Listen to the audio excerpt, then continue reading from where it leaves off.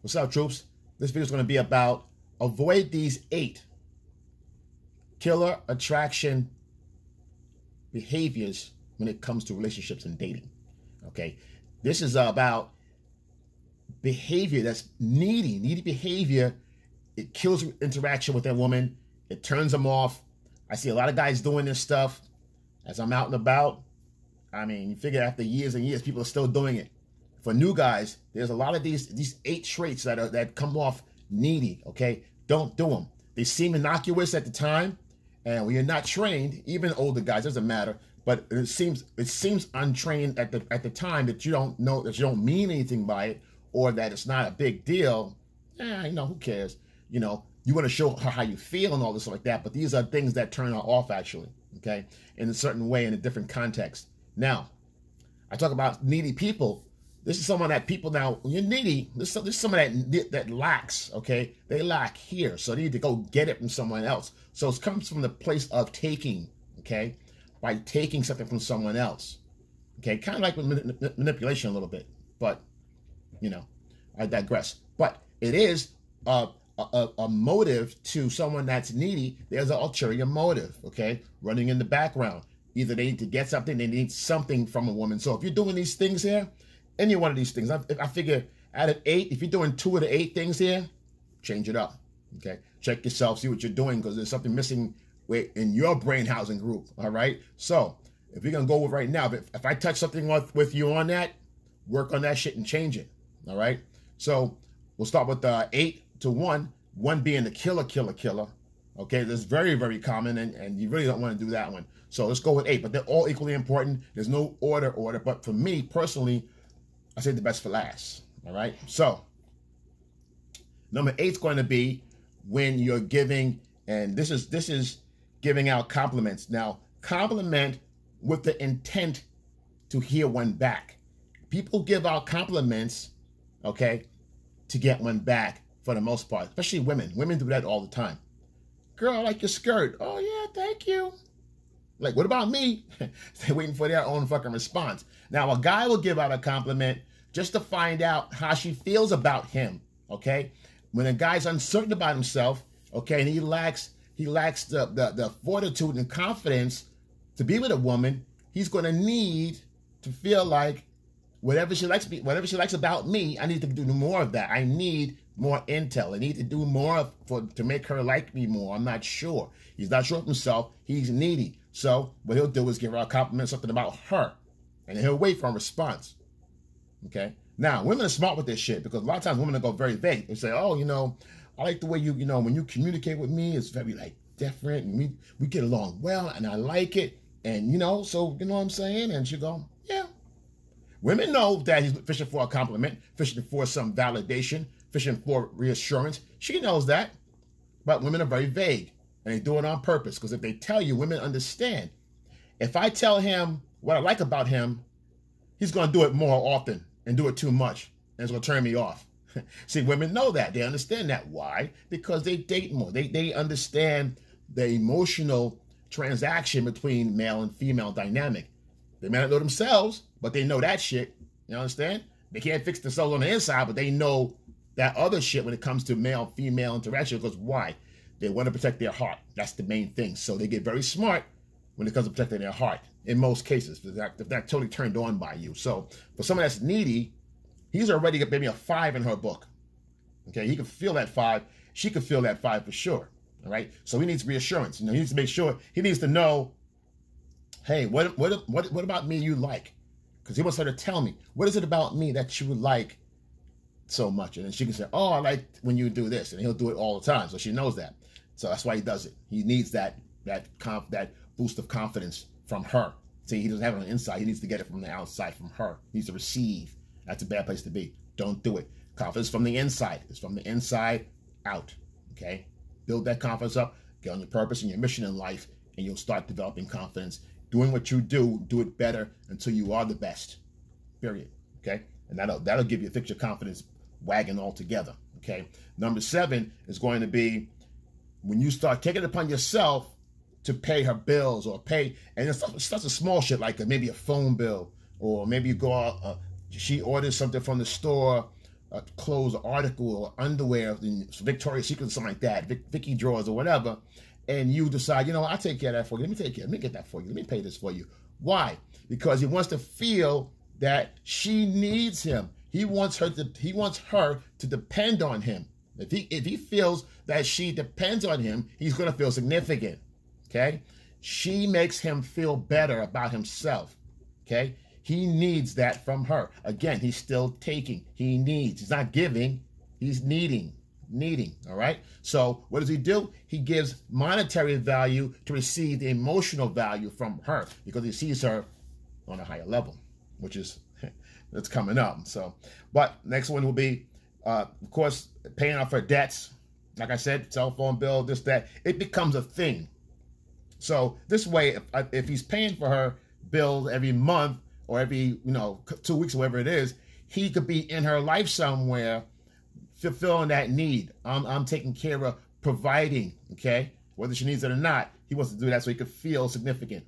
Next one would also apply to buying her things as well, which is number 7.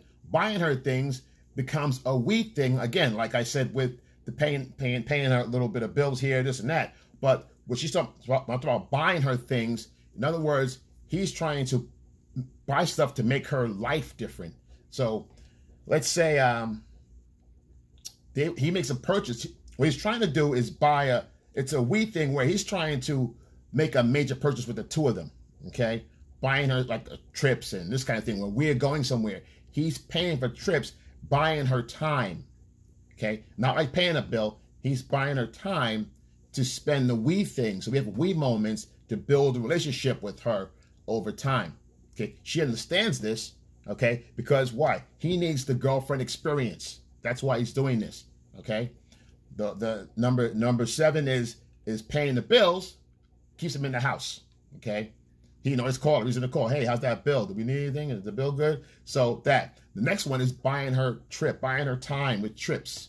Okay, why? They can travel, build experiences, have memories. He wants to build that girlfriend experience, that GFE. He needs to build that up. It's not there right now. Right now they're local. They're not doing too much. So he has to take her outside of her area and build a relationship, build memories. Remember that time when it was, yeah, I remember. Oh, jeez. So he needs that to make it a we thing. Okay, why? That's about bonding and connecting. Okay, I'm your man. We travel. This is what we do. We are a couple. We are a thing. Okay, she understands this as well. Another turn off. You're moving too fast. Got it? It should be her idea to say, hey, we need to go away, honey. This and that. So, I was thinking about that. I'm thinking about going to so and so. What you think about that? She can say, oh, I love that place, this and that, whatever. But something like that, you decide together. But it got to be your idea. It's your decision. It could be her idea, but it's your decision ultimately. Not when you're deciding and taking her and this and you're paying and this and that. It's a unified thing, okay? Because you're not trying to buy her time. You're going to share time together, okay? He's got it twisted when you're doing it from a needy point of view perspective. You're trying to take and buy and build a memory, okay? Build a girlfriend experience, okay? Don't do that shit. It's weak. Okay, women know you can't buy that. You can buy some girls' times, but it still shows a lack of you having confidence, lack of you being able to hold her without any money for free, just because she wants to be there organically. Okay, it kills that right there. So don't do it. Number 5, I'm sorry, is the constant contact. Having to know where she's at all times. You're not a petty officer. You're not a fucking parole officer. All right. So stop being a fucking PO. If she's not in your sight, or she's at work, or she went shopping and she's gone more than 3 hours. You got her schedule down packed, and she went out. She's gone longer than 3 hours. She's going 3 hours, 4 hours right now. You worried about her, so you contacted her. That's a weak way to be. Why is he doing that? He needs to know where she is. Again, he needs to know her whereabouts because he doesn't feel like, he knows if he doesn't know where she's at, he's losing her. Okay? So that's another scarcity mindset. Okay? He's afraid that he's going to lose her, right? But if he doesn't know where she's at, maybe she's seeing someone else. Maybe she's, I want to know, I miss her. I just want to know she's okay. So the fallback excuses, I want to make sure you're okay. I'm worried about you. Okay? When the answer is worried about yourself, let her, give her space. Okay? He doesn't do that. He crowds her and surrounds her, makes her feel congested and fucking suffocated. Okay? Don't do that. Don't keep tabs on your girl. Let her run free. She fucking text her. You don't get a text back from her. Same thing. You text her, WYD. What are you doing? Don't do that. Don't do that shit. It's just like, beep. Her phone, every time you look at her phone, it's fucking, you got 1, 2, 3, 4, what are you doing in that shit? She's gonna be like, it's annoying. It's like you're harassing her and shit. Like you fucking cell stalking her and shit. Don't do it. Don't be a cell stalker. All right? Let her get, the idea is for her to have space from you. Women need space so they can miss you. Okay? Why? Well, they want things that they can't have. If you're always available, she never gets that time to miss you. And women understand this. They understand this innately. This is intuitive. They know this shit. They know it. And when you're not giving them that, it's very frustrating. She's going to be going 4 hours, 4 days, forever. Okay? That's how it goes. So don't do it.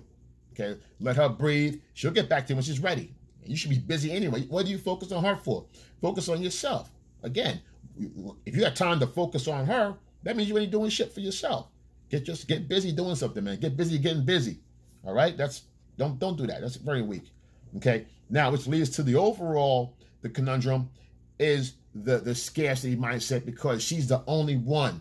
Okay? The unicorn. She's special. She's different. No. What it is, you understand that she's the only one gonna put up with your fucking neediness and your fucking behavior, which is unsat. Okay, it's unsat. It's unsatisfactory, because you already know you're above the fray. So you're below the fray, and she's above the fray to you. So you already know it's coming from a place of not being good enough. Okay, bottom line, you feel like you're not good enough for her. She's too good for you.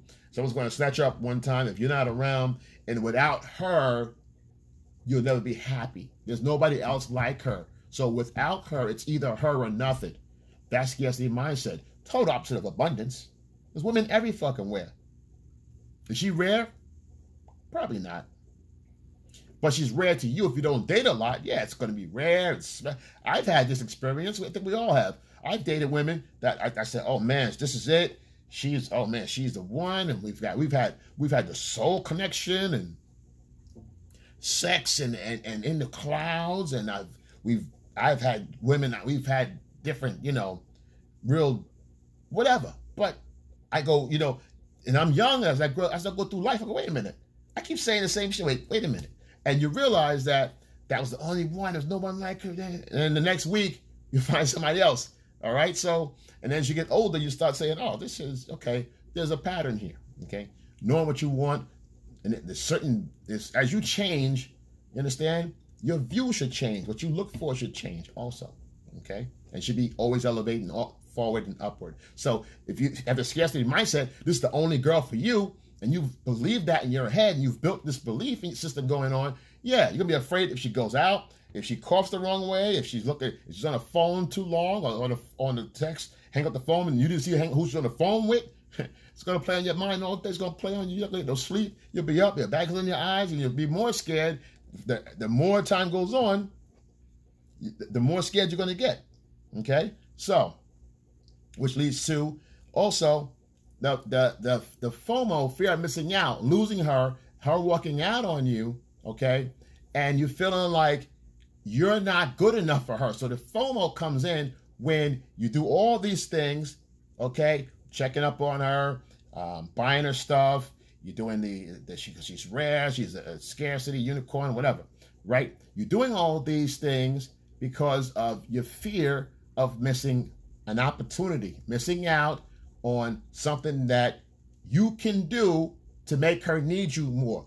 Something that you can do so that she needs to depend on you, okay? You don't want to be, you want to be in a place where she has to come to you all the time for something, all right? Because you want to be there. Your fear of her not needing you would equate to your belief of you not being enough. All of a sudden, the curtain's pulled off from under you, and she sees you're a shell of a man, okay? And that's the fear, a deep down fear, deep-rooted fear that you want to make sure that you are on top of her so you don't miss out, because once she's gone, you understand she's gone. All right, you know, okay, wow, I had a good run with that one. I had a food for a little bit, but your fear of missing out and your fear of her, your fear of losing her, gives you all this anxiety. So the anxiety kicks in. This is the anxiety stage. Okay, you're not getting any sleep. You're not resting. You know, it's hard to, you know, to be yourself. If this is who you truly are, then I guess it's easy. But no one can be around you with someone like this because you're not coming off at all with comfort, confidence, like a leader.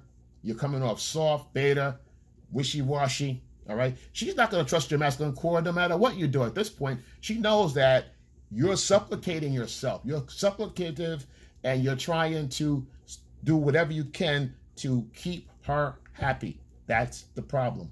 Okay. Why? Because you fear missing out. Okay. So don't do it. Next one is you should be making yourself happy. Number one, the happiness should come from the inside, doing something you love. Okay. Again, your passions and dreams, it still leads to the same things. Getting on your purpose, getting on your mission, supporting, giving contribution. If you don't know what that shit is, give contribution. Go out, go to a food bank, go help the homeless, go feed somebody. Okay, if you don't know what that is, go to church, start a group. All right, but you have to do something. Okay, go to the park, start working out, go for a run, do something to add some value to yourself. Because right now you're lacking, and because you need so much, you're so busy taking.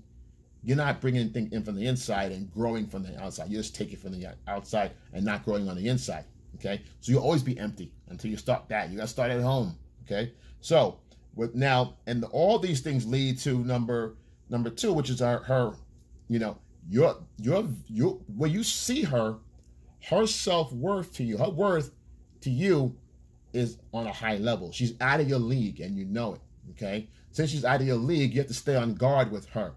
Make sure that, you know, you keep your focus on her, that she doesn't get distracted and look around at anybody else, because you revere her at such a high place. You want to be there at her beckoning call, okay? Everything she says, you're her call boy. You're her doormat, okay? She walks all over you whenever she wants to, all right?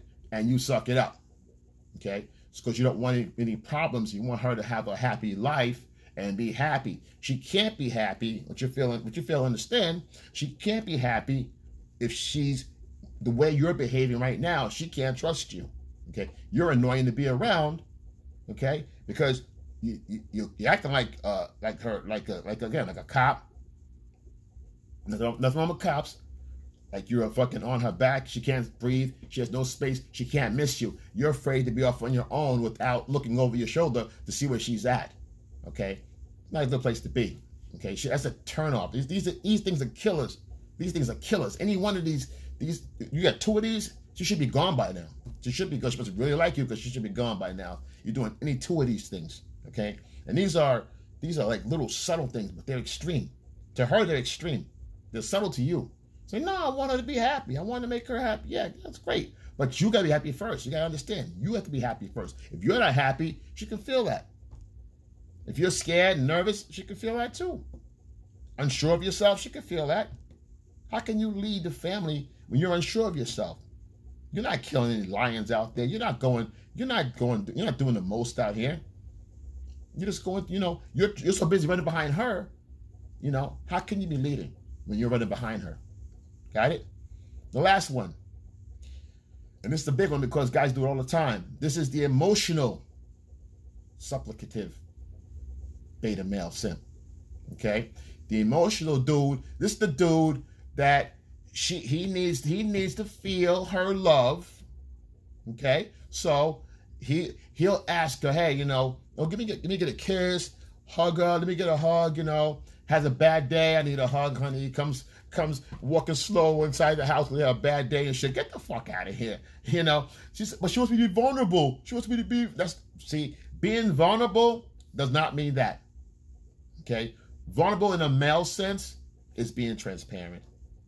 To some degree. You ain't gonna tell everybody shit. But it doesn't mean spill your guts on her and pour your emotions on her when there's no real need for it. Hey, in case of a death in the family, something really tragic happens, yeah, you get that off a little bit, off your chest a little bit, and you know, okay? But that's an emotional need that you didn't ask for. You got it? that came out from organically through something, a situation. You don't go around asking her, "Oh, babe, you still love me? You come give me a hug." You know.